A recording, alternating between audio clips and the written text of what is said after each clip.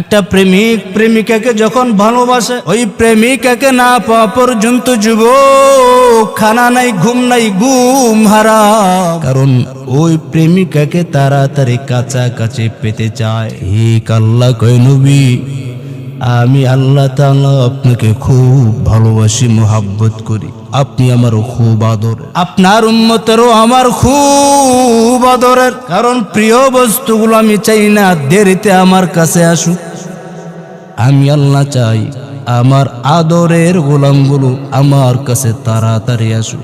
এবার নবী ডাক দেখো, মালিক আমার উম্মতের হায়াত কম, ইবাদত কম, আয় আল্লাহ এখন কি করব, কি করা যায়? আল্লাহকে নবী টেনশন নাই, আগের নবীরা হায়াত পাইতো 1000 বছর, উম্মতরা হায়াত পাইতো লম্বা। ও নবী আপনার উম্মতরা হায়াত কম, ইবাদত কম মনে কইরেন না। অন্যান্য নবীরা উম্মতের ইবাদত কইরা 1000 বছর ইবাদত কইরা জি সওয়াব অর্জন করত, আর আপনার উম্মত রমাজানুল মুবারক এমন একটা রাত্র আছে, খায়রুম মিন আলফি শাহর, 1000 মাসের চাইতে বেশি সওয়াব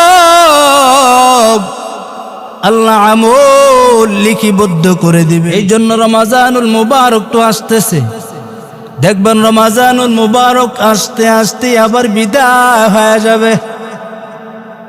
আবার রমাজানুল মুবারকের জন্য আমরা অপেক্ষামান। এই রমাজানুল মুবারক আসতে আসতেই দেখবেন রমাজানুল মুবারক কোন পাকে দিয়ে চলে গেছে। এই রমাজানুল মুবারক এক বরকতের মাস। এই মাসে ইবাদত করলে আল্লাহ ইবাদত কবুল করে নেন। কেমনে কবুল করবেন? এই রোজার খাবার খানাটা হতে হবে হালাল। আপনি 11 মাস যেই পরিমাণ খাবার খাইলেন হারাম, রমাজানুল মুবারকে এরকম খাবার খাইলে, হারাম খাবার খাইলে কবুল হবে না। ইবাদত কবুল হওয়ার জন্য প্রথম শর্ত হলো হালাল খানা খাও। আর রোজা অবস্থা যদি হালাল খানা খাইয়া রবের দরবারে ডাক দেন, রব কবুল করে নিবেন। এই জন্য রমজান মাসে নিজেকে হারাম বস্তু থেকে বাঁচায় রাখতে হবে, হালাল খানা খাওয়া লাগবে। এই হারাম খানা খাইয়া যদি কোটিবার রবকে ডাক দেন, কবুল হবে না, হবে না, হবে না। যদি সেজদার জায়গা কপালটা যদি কালো দাগ বানান, জীবনও মানুষ যদি মনে করে আপনি বড় বড় ফিরে দস্তগীর, কোনো লাভ হবে না। মানুষ মনে করে আপনি বড় পরহেজগার, আপনি বড় আল্লাহওয়ালা, কিন্তু আল্লাহ কয় মানুষ তোকে জানে, তোকে চিনে, তুই বড় পীর, বড় পরহেজগার। মানুষ বাহ্যিকটা জানে, আমি আল্লাহ তোর ভিতরের খবরটা জানি। লাভ হবে না। এই জন্য আপনি সারাদিন কষ্ট করবেন, সারাদিন রোজা রাখবেন, উপাস থাকবেন, হারাম খাইলে হবে না, হালাল খানা খাইয়া আল্লাহকে ডাকবেন, কবুল হয়ে যাবে। এই জন্য আল্লাহ তাআলা পরীক্ষা নেন, পরীক্ষা করেন, আমার কোন বান্দাটা আমার জন্য বড় পাগল, অন্তর মধ্যে তাকওয়া ঢুকাইয়া চলতেছে, আল্লাহ পরীক্ষা করেন। এমন একটা যুবক মক্কার জমিনে ঘুরতেছেন, কোনো খানা নাই, কিছুই নাই। মক্কার জমিন আল্লাহর গোলাম 3 দিনের না খাওয়া। এবার রওয়ানা করলেন বাইতুল্লাহর দিকে, রওয়ানা তাওয়াফ করবেন। কারো কাছে সওয়ালও করে না, আমার পেটে খানা নাই, কিছুই বলে না। আল্লাহর বান্দা চলমান চলতেছেন। এবার আল্লাহর গোলাম চলতেছেন, বাইতুল্লাহর কাছাকাছি গেলেন। বাইতুল্লাহর কাছাকাছি যাওয়ার পর একটা রেশমি রুমালের পলটি পাইলেন, একটা ব্যাগ পাইলেন। জান্নাতের মধ্যে রাসূল বলেন, আল্লাহ তাআলা রেশমি রুমাল দিয়া জান্নাতি পুরুষদেরকে সাজায় দিবেন। রেশমি রুমাল খুব বড় দামি সম্পদ। রেশমি রুমাল যুবক পাইয়া এবার আমানতের জিনিস খেয়ানত করে নাই। আল্লাহর বান্দা এবার ঘুরতেছেন, এই মালটা কার? না জানি যদি আমি না নেই, না ধরি, চোর বাটপারের অভাব নাই। আল্লাহ তাআলা একজন আমানতদার হিসেবে আমার সামনে আমানত জিনিস দেখাইলেন। আমানতের জিনিস যদি যথাযথভাবে হক আদায় না করি, আল্লাহর আদালতে কি জবাব দিও? এবার আল্লাহর বান্দা যুবক এই মালটা নিয়ে বাসায় গেলেন। বাসায় নিয়ে খুললেন, খুইলা দেখলেন, খুইলা দেখেন মুক্তার দানা দিয়া 300 দানা দিয়া একটা হার সুন্দর করে পেঁচানো। একটা হার দিয়ে একটা এলাকা কিনা যায়। মুক্তার দানা, একটা মুক্তার দানা দিয়ে একটা এলাকা কিনা যায়। আল্লাহর বান্দা ধরে না, এবার কার না কোন জিনিস ধইরা না জানি কোন বিপাকে ভরে যাই। না, ধরা যাবে না, কারণ এটা কার কোন সম্পদ আমি ধইরা কোন বিপদে পড়ি। আল্লাহর বান্দা এই হাতটা ঘরের মধ্যে রাইখা এবার সোজা চলে গেলেন বাইতুল্লাহ।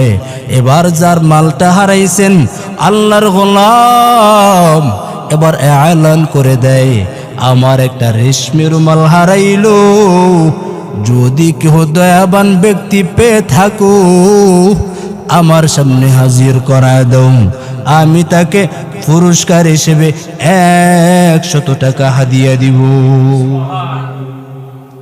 এবার আল্লাহর বান্দা এই আলান কানে আসলো, আর কোনো কথা নাই।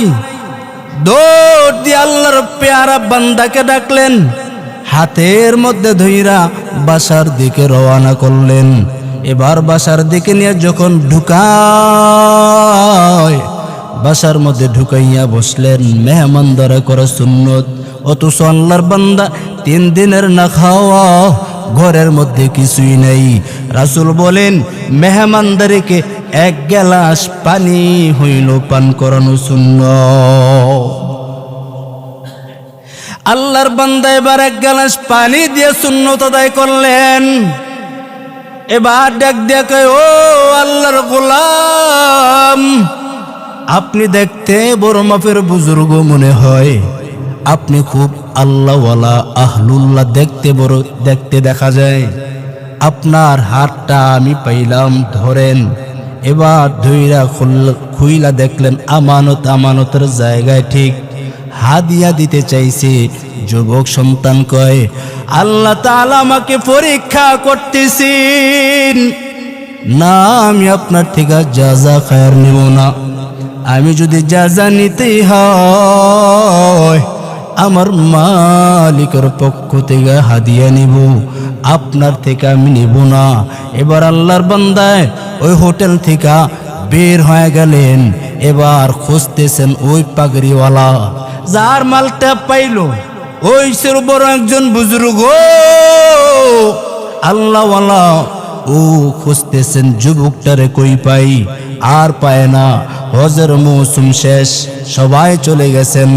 এবার ওই যুবকটা 3 দিনের না খাওয়া, ও সেও বাড়ি যাবেন, কিন্তু ওর পকেটের মধ্যে টাকা নাই। কেমনে যাবেন? ওই সময় এখন তো বিমান রকেটের অভাব নাই, ওই সময় তো বিমান নাই, রকেট নাই। পানিতে চলাচলের বাহন ছিল, জাহাজ, স্টিমার ছিল ওই সময়।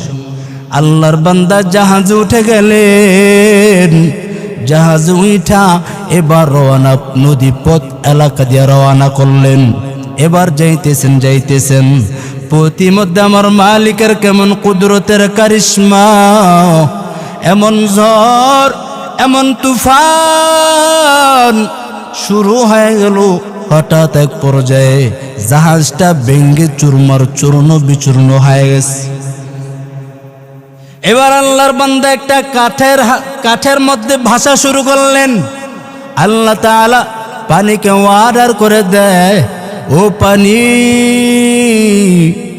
আমার হুকুম তো তুই চলো, এই যে আমার বান্দাটাকে সাগরের কিনারায় এনে পৌঁছায় দাও। قادر قد ركت داري بركمال أنت ربي أنت حسبي ذو الجلال তুহি قادر جليل الله جهادار بہر حال তুহি মেরা নিগাহদার। এবার আল্লাহর বান্দা আছে তো কুল নাই কিনারা নাই সাগরের কিনারায় আসলাম, মানুষের ঘর নাই বাড়ি নেই, শুধু জঙ্গল আর জঙ্গল কই যাব। এবার নদীর সাগরের কিনার থেকে একটু উপরে উঠলেন, ওইটা দেখলেন মানুষের গন্ধ দেখা যায় না। এবার একটা সরু পথ দেখলেন, মানুষের হাঁটা চলাচল করে একটা রেখা দেখা যায়। রেখা দিয়ে চলতে চলতে চলতে বহু দূর আগাইলেন। বহু দূর আগাইয়া একটা আমার মালিকে এরকম বাইতুল্লাহর ঘর, আল্লাহর ঘর দেখতে পাইলেন। এবার দিলে দিলে একটু শান্ত পাইলেন, যেহেতু রবের ঘর পাইলাম একটু অজু বানাই। অজু বানাইয়া রবের ঘর ঢুকে আগে শুকরিয়া তার নামাজ 2 রাকাত আদায় করি। আজকে তো আমাদের মধ্যে নামাজ নাই। মুসিবতের বেলা ধৈর্য আল্লাহ পরীক্ষা নেন।